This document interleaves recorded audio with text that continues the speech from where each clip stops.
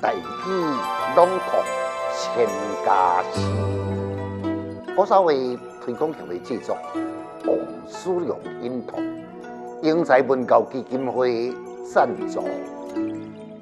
万幸第七，作者杜甫。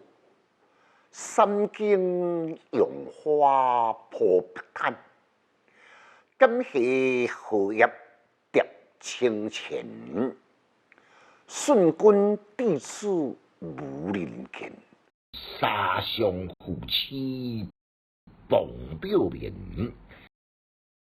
这首是杜甫晚年踮伫成都草堂漫步随行所写9首慢行当中其中的第7首，完全是描写初夏的景色。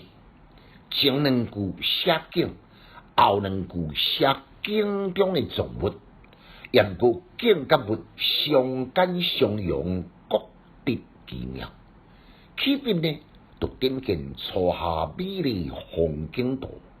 伫漫天飞舞的杨花散落伫溪边的小径，好像铺上一沿一沿的白毯。溪水中片片青绿的荷叶呢，佫亲像伫水面上黄的铜钱共一样。头一句的三更，将杨花分散飘落伫路面呢，迄个词语精炼而富有形象感。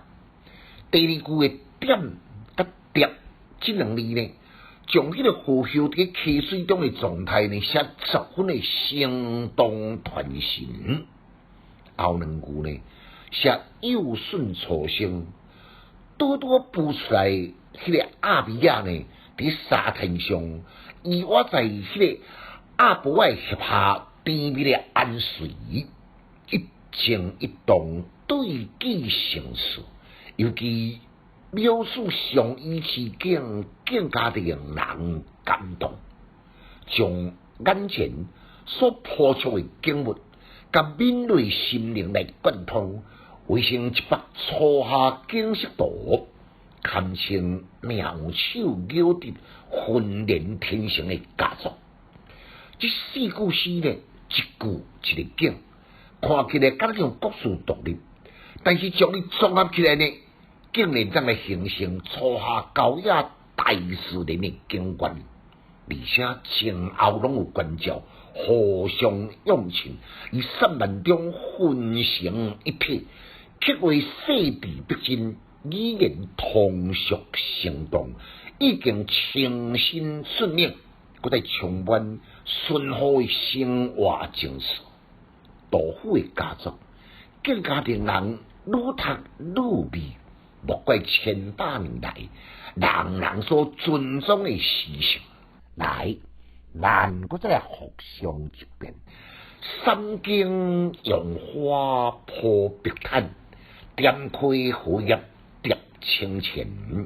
顺君弟子无人见，沙上夫妻傍表面。